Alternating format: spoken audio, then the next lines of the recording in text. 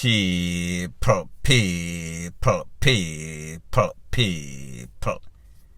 Que pasa, suck, say what they do. Now, people, it seems as if Jamaica is a land of senseless. KILLINGS. You don't have to be a gangster. You don't have to be a chopper. You could be a hard-working, decent church person, and that would make you a target for a takeaway. Now, there's been a long war between some people from a place called Fitzgerald Lane, off of Maxfield, Gem Road or Glen Road, and also Lincoln Avenue. Call it the Garrison version of the 100 years WAR. It would flare up again about 9:30 Sunday night, church night that is. A young man, Comage Leslie Jr., he was just coming home from work, hard-working youth. When he reached at the premises where he lived, him and the cousin was there talking. Some people roll up, blaze up some can. The cousin was swift. The cousin spot the rake. The cousin take for himself. Cousin get can up in him foot. Leslie Jr., he was not so fortunate. Him try to run, however, the people him caught him slipping. He was blazed up in the cranium. When he fell to the ground, them go over him and pretty much sprayed him. He got 12 pieces, a whole dozen. Call it number 13, the baker's dozen, in the cousin's foot. The cousin lived to tell the tale. When the father came out and saw the son laying down there, when them called the coroner and the popo, he could not believe it. When the father was interviewed, the father says he has to be under the influence of Carreras, cigarette, Jerry and nephew, just to ease the pain. Why them take on my son? Them take on my son for nothing, none at all. Based on what people in the community are saying, this youth is a good youth. This youth is a hard-working youth. This youth is not mixed up. This youth don't even keep any sorts of friends. However, people, this is the facts about this WAR. The different side, the different faction say, listen, you either pick a side. It's either you're the over yasso or you're the over deso. It's either you're friend or foe. No sort of both thing can happen. You have to pick a side. You pick this side or that side, or you're going to end up on your back. SIDE. People, do you see the logics in this thing? Now here's the thing. Most normal Jamaican, rational thinking people are going to say to themselves, then hold on a minute. If you don't want to pick any sorts of side, and you're not in the BS, you want to live a normal life, no sorts of affiliation with gang, you should be okay. No, people. These people rational is that if them take away the most innocent person, it is making an impact statement. The people them are going to feel it to them hard. So therefore, whenever you talk about an eye for an eye, a tooth for a tooth, if them touch one of ours, we are going to touch back one of theirs. And the one that we touch don't necessarily have to be a part of anything. You are guilty by association. Just the fact that you live on the side and we live on the side, it makes you an equal opportunity target. Here is the next thing. As it pertains to Lincoln, as it pertains to Fitzgerald Lane. These people that are WARING right now, they are all people that were once friends. Friends turn enemy, call it frenemy. Them used to go to the same school. Them used to link each other. Them know each other mother and father and granny. So therefore, that is why you see that there is so much DEATH. That is why they can easily catch each other, because they know each other's family. Them know where each other's go, where them hang out, rete, lele, blue, blah, bling. And like I said before, this has been going on for ages, for years, for decades. This is not any sorts of normal WAR. May I talk about all sorts of buckle boom. May I talk about TORTURE, little picnic, mother and father. As a matter of fact, I think I've spoken about this before. There was a young man that is one of the Dons from Lincoln. I think his name is Dodo. Don't quote me. He is said to be a top scammer, top shotter, top everything that is bad. However, here's the thing. Every time them hold on upon Dodo, them let him go. Because here's the thing. Dodo's aunt or family is involved with some sorts of top popo. So when we try to rationalize and ask, how is it that the relevant authority hear about all of these wars, all of these gangs? Them know the people by name, them know the people by alias. How is it that they cannot stop it? It is because it involves all sorts of lottery money, all sorts of illicit money, and the popo, they are in the pocket of the dons, of the gangster. So therefore, them turn a blind eye.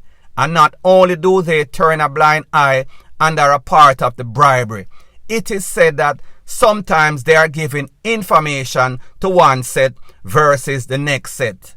Sometimes they are tipping off the GANGSTERS whenever any sorts of operation is to be launched against them. So people, that is why it will never stop. Because the people that are supposed to be stopping it, they are deeply involved. The sad thing is that when you ask the popo, make it make sense. Give me a rational reason why they are always going at it like puss and dog. The popo tell you say, them a fight for turf. Them a fight for zinc fence and shanty town. But here's the thing, people. Whenever you have these criminals that are making a whole bunch of money, the first thing that them start do is buy up all sorts of tall up, all sorts of rifle, all sorts of broom. And because they have such low self-esteem, they have to show that they have power. So therefore, they are going to test it out on the opposition. And the opposition have the same mindset, the same mentality. So therefore, when you have a set of dunces going on back and forth, tit for tat, an eye for an eye, a tooth for a tooth, nothing sensible is going to happen. Only innocent people losing their life.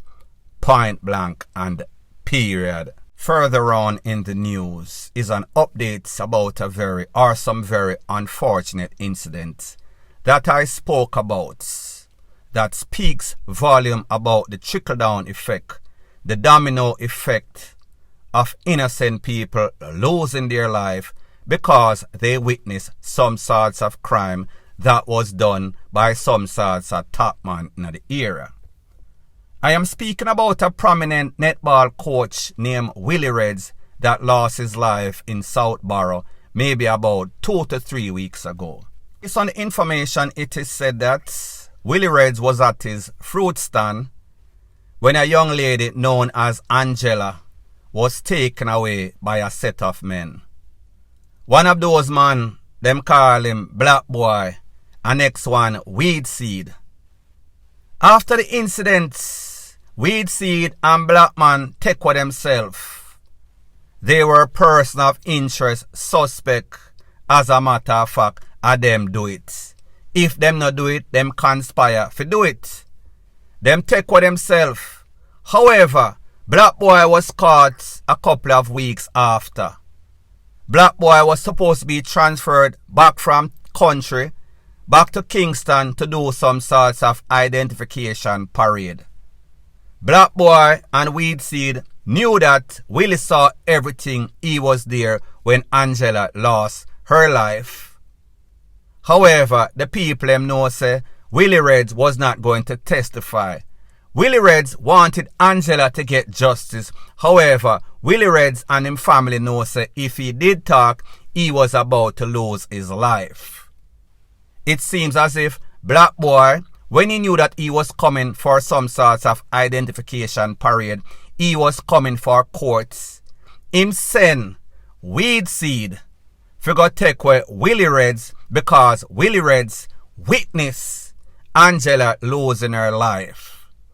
After Willie REDZ lost his life 2 to 3 weeks ago, a couple of days ago, I got a video.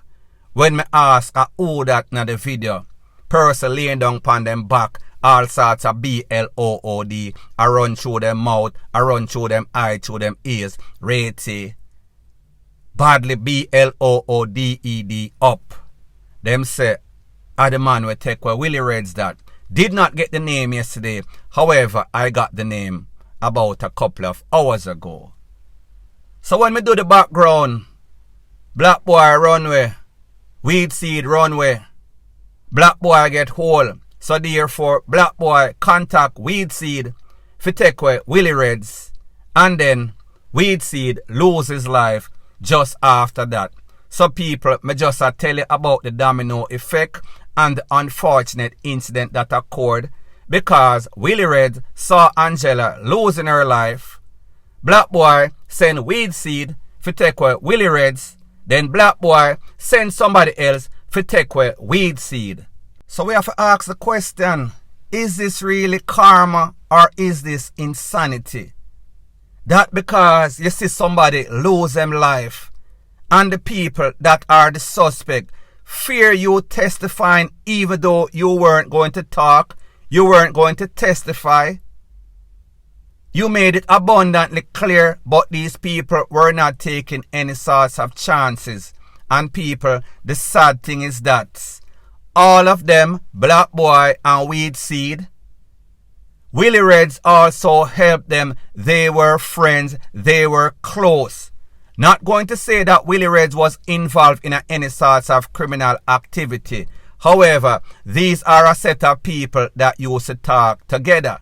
And when you check the age of Weed Seed is only about 23 or 24 years old. Weed Seed also have a little youth that is about 2 years old. So therefore, the son now go see the father, and the father don't live any sorts of life. All because him chose a life of crime. All because he was a press button for black man or Black Boy.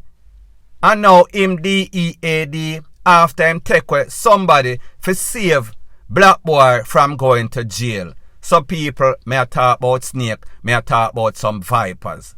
Point blank and period.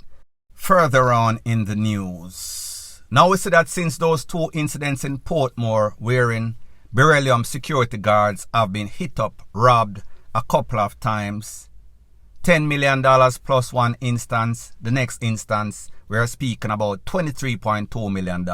So we are talking about over in excess of $33 million in a 2 incidents. We see that these guards, them get paranoid. Whenever you see them look like them now take no sorts of check. And we've also heard the director and the people from the JCF said that they had some sorts of meeting and they're putting into effect, implementing some new strategy whereas they can be safe. We've seen videos with them on top of the roof. See them a walk up and down like them in some sorts of military, some sorts of army base with all sorts of pumpy, all sorts of tool in them and ready just in case anything kicks off.